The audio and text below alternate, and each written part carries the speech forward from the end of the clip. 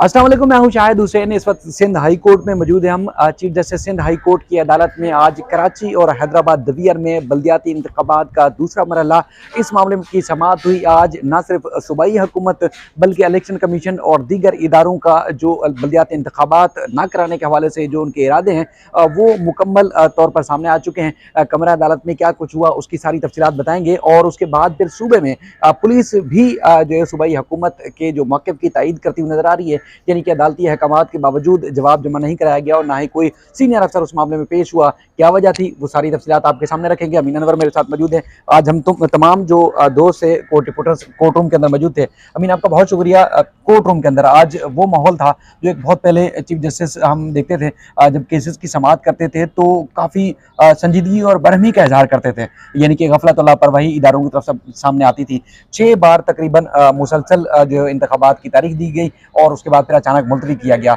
आज समाअत से पहले इलेक्शन कमीशन की तरफ से क्या जवाब जमा कराया गया, क्या रिपोर्ट जमा कराई गई, उसके बाद समाअत के दौरान क्या हुआ, जो हमारे देखने वाले उनको बताइएगा। जी देखें, शायद आज बल्दियाती इंतखाबात के दूसरे मरहले में ताख़ीर के ख़िलाफ़ जमात इस्लामी और पाकिस्तान तहरीक इंसाफ की दरख्वास्तों पर समाअत थी। इलेक्शन कमीशन की जानिब से एक ख़त अदालत में पेश किया गया है जिसमें ये बताया गया है कि जो स्टेक होल्डर्स की मीटिंग थी बल्दियाती इंतखाबात के हवाले से वो 9 नवंबर को थी, लेकिन पब्लिक हॉलीडे की वजह से वो मीटिंग नहीं हो पाई है और जिस पर अदालत ने खासी बरहमी का इज़हार भी किया। और उस ख़त में ये कहा गया है कि तमाम स्टेक होल्डर्स जिसमें सेक्रेटरी दाखिला है और आईजी सिंध है और जो दीगर सियासी जमातें हैं, खालिद मकबूल सिद्दीकी, हाफिज नईम रहमान, बिलावल भुट्टो जरदारी और इसके अलावा चीफ सेक्रेटरी सिंध सुहेल अहमद राजपूत को जो है वो कहा गया है कि वो 15 नवंबर को इस्लामाबाद में इलेक्शन कमीशन के ऑफिस में पेश हों ताकि बल्दियाती इंतखाबात के दूसरे मरहले के हवाले से जो है वो मुशावरत की जा सके। तो उस पर chief justice Sindh high court ने खासी बरहमी का इजहार किया। उन्होंने कहा कि क्या ये कोई स्कूल था कि छुट्टी हो गई तो मीटिंग नहीं हो सकी, लेकिन उस पर कोई तसल्ली बख्श जवाब नहीं दिया जा सका और कहा गया कि आइंदा मीटिंग जो है वो 15 नवंबर को शेड्यूल है। जस्टिस यूसुफ अली सैयद ने ये रिमार्क्स दिए कि बल्दियाती इंतखाबात क्यों नहीं कराए जा रहे, क्या कोई सिक्योरिटी का मसला है। और आईजी सिंध ऑफिस की तरफ से ना तो कोई सीनियर अफसर पेश हुआ, जबकि आपको पता है कि जो लीगल ऑफिसर रज़ा मियाँ पेश हुए वो भी कुछ इस हालत में थे कि चीफ जस्टिस चल भी नहीं पा रहे थे। तो chief justice Sindh high court ने रिमार्क्स दिए कि ये क्या असिस्ट करेंगे कोर्ट को, इनसे तो सही तरह चला भी नहीं जा रहा है। तो डीजी रेंजर्स की तरफ से भी वफाकी हुकूमत के जो नुमाइंदे थे, एडिशनल अटॉर्नी जनरल, उन्होंने भी कोई तसल्ली बख्श जवाब नहीं दिया अदालत को। तो अदालत ने खासी बरहमी का इजहार किया और अदालत ने यह कहा कि जो उज़र पेश किया जा रहा है बार बार के सिंध पुलिस के जो नफरी है वो सैलाब मुतासरीन की मदद के लिए वहाँ पर डिप्लॉय है और जिसकी वजह से मतलूबा नफरी ना होने की वजह से जो है वो बल्दियाती इंतखाबात का दूसरा मरहला जो है वो नहीं कराया जा रहा है। तो उस पर चीफ जस्टिस ने भी बरहमी का इजहार किया कि बताएं कौन से इलाके हैं, कौन से देहात गांव हैं जहां पर सिंध पुलिस जो है वो काम कर रही है और ऑपरेशन कर रही है। और अदालत ने कहा है कि कहां कहां पर पुलिस की नफरी डिप्लॉयड है और सिंध में कितने पुलिस एहलकार हैं, कितने रेंजर्स एहलकार डिप्लॉयड हैं और तमाम डिटेल्स जो है वो मांगी गई हैं। एडवोकेट जनरल सिंध अदालत में पेश हुए, उन्होंने कहा कि 1 हफ्ते की मोहलत दी जाए, जिस पर अदालत ने बरहमी का इजहार किया। उन्होंने कहा कि हम भी चाहते हैं कि बल्दियाती इंतखाबात हो और उन्होंने मजीद मोहलत की जो इस्तदा थी उस पर पहले तो कहा कि डे आफ्टर टुमारो यानी कि परसों समाअत रख ली जाए, लेकिन परसों जो है वो आपको पता है कि हफ्ता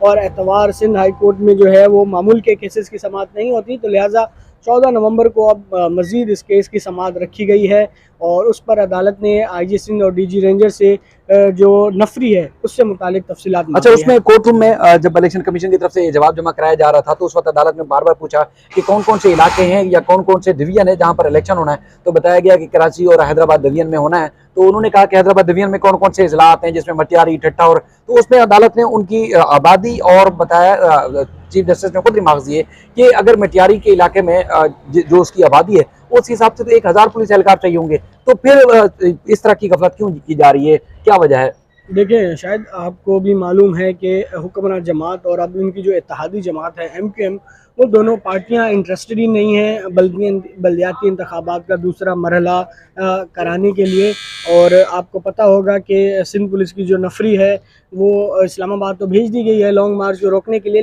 लेकिन यहाँ पे ये उज़र पेश किया जा रहा है कि जो नफरी है वो मुतासरीन की मदद मुतासरा करेंगे। इलाकों में जो है वो डिप्लॉय है। आईजी सिंह जब गुज़िश्ता हफ्ते यहाँ पर आए थे, हमने उनसे ये पूछा था कि आप तो बल्दियाती इंतखाबात के लिए कह रहे हैं कि नफरी मौजूद नहीं है, लेकिन अब जो नफरी है वो इस्लामाबाद भेज दी गई, तो उस इस पर उनका ये कहना था कि ये ट्रेनिंग सेंटर से जो नौजवान थे जो भर्ती होने के लिए आए हैं उन्हें वहाँ पर भेजा गया है, लेकिन थानों से एक भी जो पुलिस एहलकार है वो इस्लामाबाद नहीं भेजा गया, ये कहना था आईजी सिंध का। लेकिन आपने देखा होगा कि जो भी सरगर्मियां हैं बल्दियाती इंतखाबात के दूसरे मरहले के लिए जिस तरह होनी चाहिए उस तरह बिल्कुल नज़र नहीं आती। ना तो हुक्मरान जमात पीपल्स पार्टी की तरफ से कोई तैयारियां और ना कोई इंतखाबी मुहिम चलाई जाती है बल्दियाती इंतखाबात के लिए, ना ही MQM की जानिब से, क्योंकि ये दोनों जमातें सेटिस्फाई हैं कि अपने ताखिरी हरबे इस्तेमाल करके और बल्दियाती इंतखाबात का जो दूसरा मरहला है, जिस तरह हाँ, वक्त गुजारा जाए बस। बिल्कुल इसी तरह कुछ इख्तियारात ये ले लेंगे, कुछ इख्तियारात ओहदों की